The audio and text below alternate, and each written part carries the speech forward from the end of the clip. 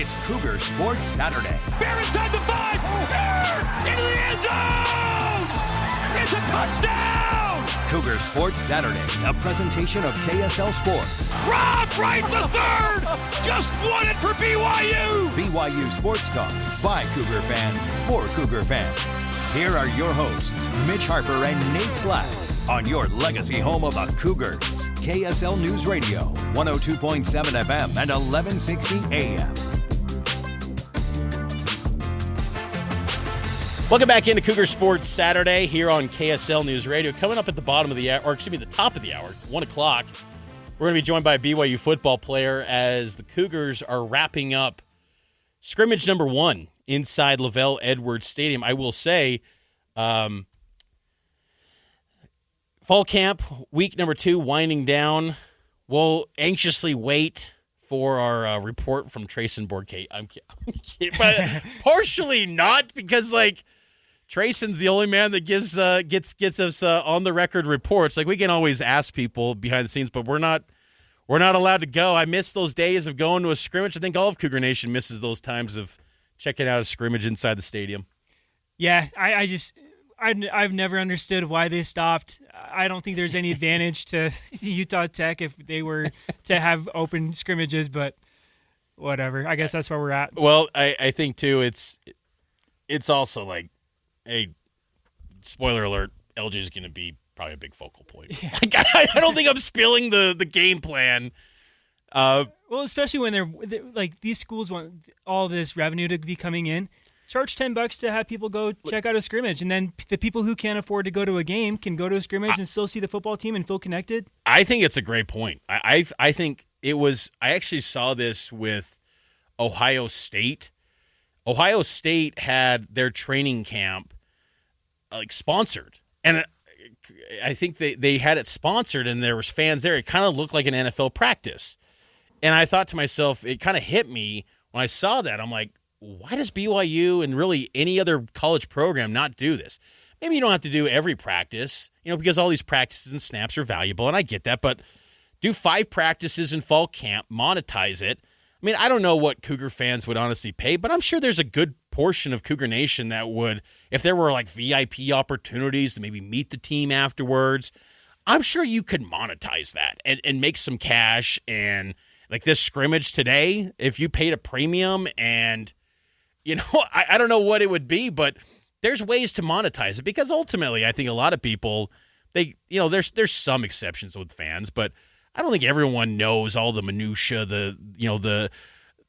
all the route trees, all these different things that have been ran when they're watching a practice. They just want to see guys. They want to see bodies. They want to see how players look, because, again, I think one of the fun things about being a fan is that you get to form your own opinions. Like, yes, you can listen to us, and we appreciate all of you for listening to us. And we'll have some practice observations from Monday, which there were some really good insights on Monday. But ultimately, like, I think the fans want to, be able to form their own opinions of someone. I think that's always one of the fun things. I always enjoyed that growing up as a kid and as a teenager, seeing the team and a practice and a scrimmage to really form their own opinions. And look, they get, all this commentary about revenue and generating this money and this and that.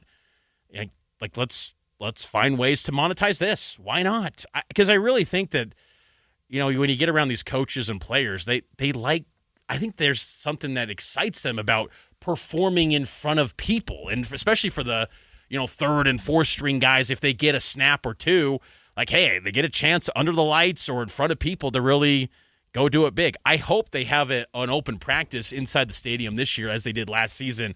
What was that, 24 hours notice, and they had 4,000 people, 5,000 people? Like, it was a great turnout. Like, there's an audience to this. BYU fans are clamoring for football right now. Yeah, and you want to keep everybody involved as well, because looking at the ticket prices, like, you can get a lot of people they get priced out, right? Mm-hmm.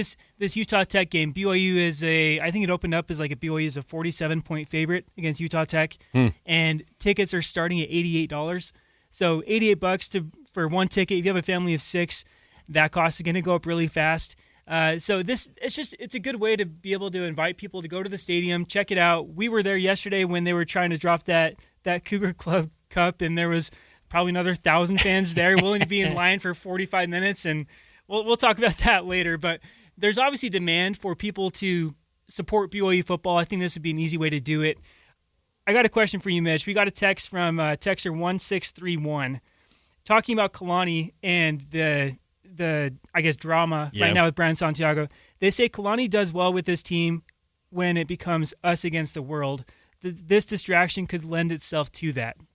Do you buy into that at all? Do you think this could be a they don't believe in us, even like from an internal, the athletic department doesn't think we're can reach the heights we believe we can? I think it could. I think it's definitely possible, and I do think that even without that element, that it is a feeling of us against the world if you're BYU in that locker room, because I don't think anyone still believes in BYU. I don't think anyone believes in the Big 12. I don't think anyone takes any BYU or Texas Tech as serious national title contenders. Because, again, you just say it out loud.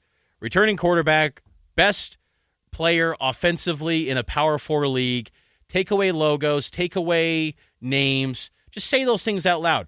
A lot of returning experience on the offensive line.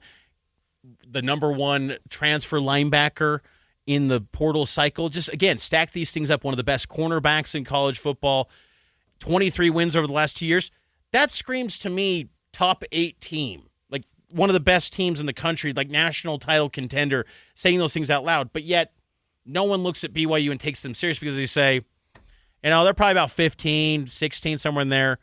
And they're a team that, won't be taken serious as a real threat. They just live on the edge of their seat and they can't get it done. So I think they can already play that card. But then maybe this element of, we saw it in 2019 when Kalani's job was clearly up against the wall in that season. I remember players were like, we're doing everything we can for Kalani because we know his job's on the line. When it was 2-4 and they're going into that game against Boise State, it looked like this might be the end of the road. Like that looked like a moment where Kalani's going to get fired.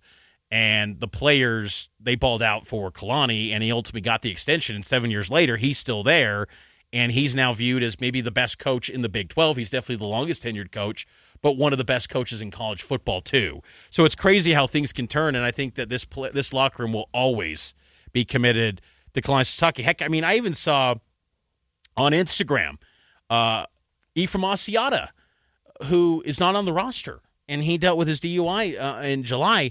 He posted a couple days ago on Instagram. You could easily look at him and say, dude's going to have an axe to grind with BYU and Kalani.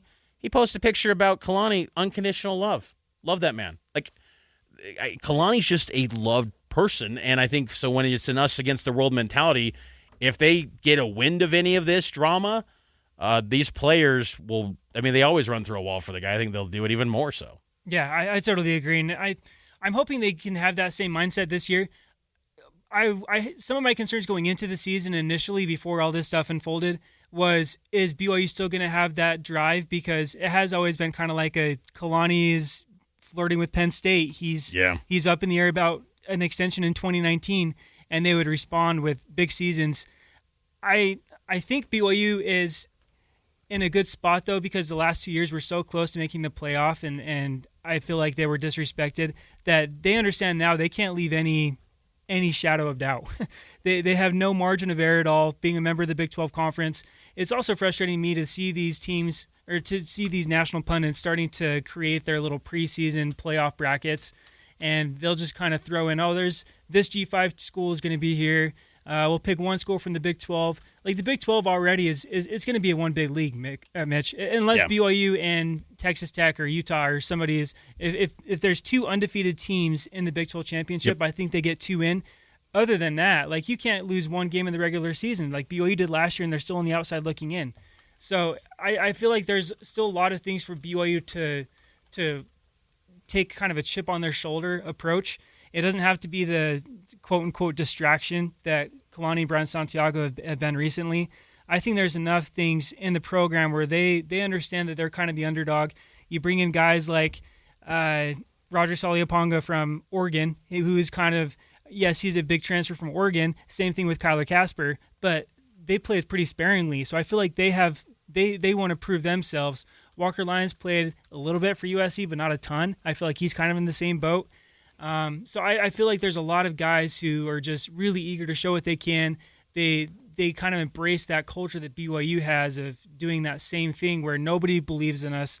We've always kind of been stacked up against it. I think they're still going to get a favorable ranking in the preseason, which will help quite a bit. But it's difficult to overcome the perception that people have against BYU. Let's hit on that preseason ranking talk coming up. We already have the coaches poll out. Coming up on Monday, probably the most visible preseason poll releases on Monday. That's the AP Top 25. Let's hit on that next and make our predictions as to where we think BYU will land coming up next.